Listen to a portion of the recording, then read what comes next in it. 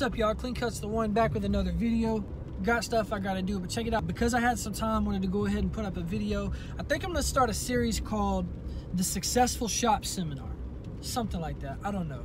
What I wanna do is I wanna break down the specific things, right? Because I can say that up to this point, my shop has been successful. Now, what you need to know about success and starting a new business, I was told by a mentor of mine that there are 3 levels to a new business. There's survival, which hopefully doesn't last any longer than 2 years. Then you have success, but success is very deceptive. Then you have sustainability, right? But when you're in success, you still have to live like you're in survival, or you'll never reach sustainability. Sustainability is that part where you have you've got a lot of residual. You can take time off. Your business has created additional income so you can focus your time in other areas, whether you want to build the business or if you want to focus on other endeavors. But I want to talk about shop success because I think that we are out of survival mode. Technically, I think we're in success mode, but we still have to live like we're in survival mode. That's why you see me carrying shop business cards into Walmarts, passing out everything, all of it. I still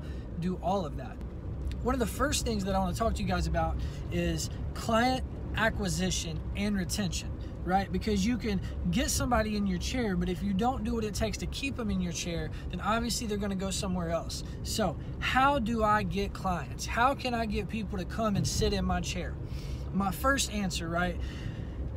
And I can only offer my experience. I got to tell you what I did. I can't tell you what you need to do, but I'm going to tell you what I did, and you got to work it out on your own.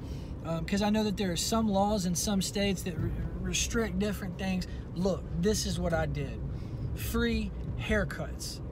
That's right, free haircuts. Haven't started school yet? Do free haircuts. You're in school right now? Do free haircuts. Why do I want to do free haircuts? One, because you don't have the skill set to charge for haircuts. So what you need is repetitive experience. You need experience cutting the hair. So what you need to do is you need to be posting, you need to be marketing, you need to be advertising, you need to be passing out cards, you need to be hitting the streets in public and telling people, I provide free haircuts. And you're probably going to be speaking to 2 particular demographics. The people that are going to respond are going to be, number one, they're going to be your lifelong supporters. It's going to be your friends and the people who want to see you succeed all the way to the end. Those are the people that are going to leave their barber and let you cut their hair because they like you and because they want to see you succeed. Then you're probably going to be speaking to a lower income demographic. Those are going to be your 2, right? You might have to deal with some stuff in the lower income demographic. And this isn't being salty or anything like that. This is part of what I did, right? This isn't me trying to throw shade on any type of demographic because I love everybody. I for real love everybody. What you're going to find when you give free haircuts out to the public is, right, you're going to have to deal with like dirty hair sometimes. You're going to have to deal with people who haven't taken care of their hair. You're going to have to deal with people who don't really value a haircut. They just need a haircut. You know, it's more of a haircut is a luxury to these people. So you're going to deal with hair that's not been picked out and stuff like that. That's all good experience. You need to get that experience. Don't be afraid to wash the hair. You know what I mean? You're going to get different textures because lower incomes doesn't have a race base. So you're going to get straight hair, curly hair, you know, all different ethnicities. And these are all good things. So when you're doing these haircuts, right, let your clients know that you're brand new. You know what I'm saying? You're about to go to barber school, and you need to be watching YouTube videos. You need to be watching all the haircut videos you can find. I literally bought every DVD and watched every video that I can find.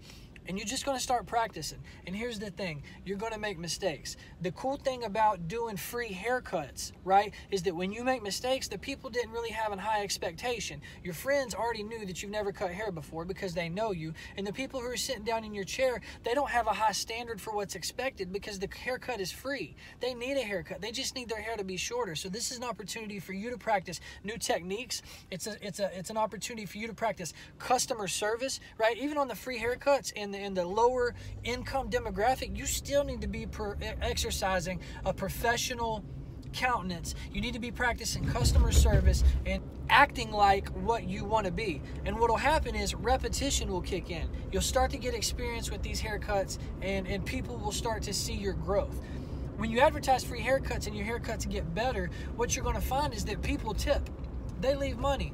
I can't remember. I probably did 20 free haircuts, right? But I probably did 150 haircuts that I called free But these people are leaving $10 and $20 when they leave. So if you're doing free haircuts, you don't have to worry about going broke. If your customer service is on point, people will pay you for your service regardless of what the haircut looks like.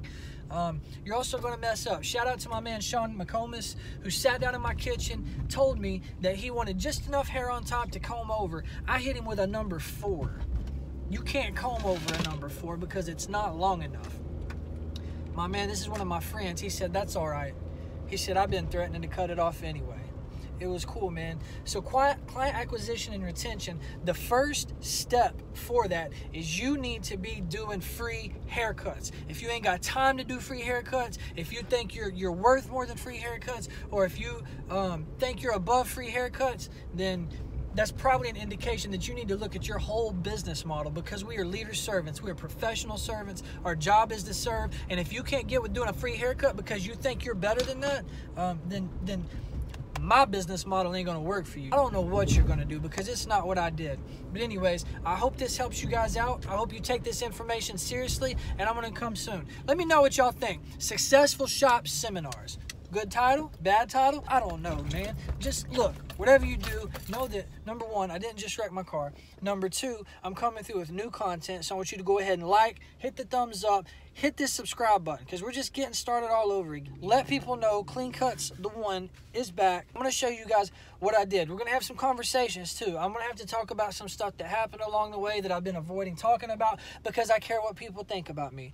But the truth is, the people who are going to look down on me for talking about what I had to go through to get here, those people never really supported me in the first place. There are some people that will support you in your face. They'll stand in your circle, but they won't be in your corner. Does that make any sense? Anyways, you're going to have to tune in for the next one. Till next time, peace.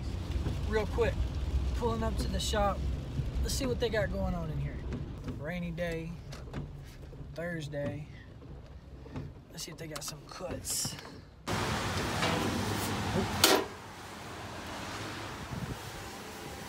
Hey, what's up?